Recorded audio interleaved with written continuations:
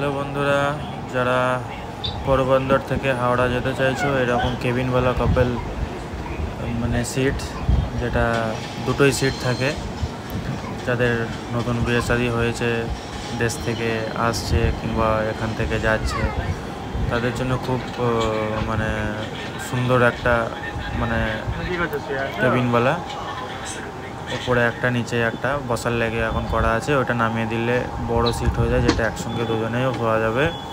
আর এটা হচ্ছে আলমারি। আলমারিতে অনেক স্পেস আছে, যেমন অনেক কিছু রাখা যাবে, অনেক কিছু রাখা যাবে আলমারির ভেতরে।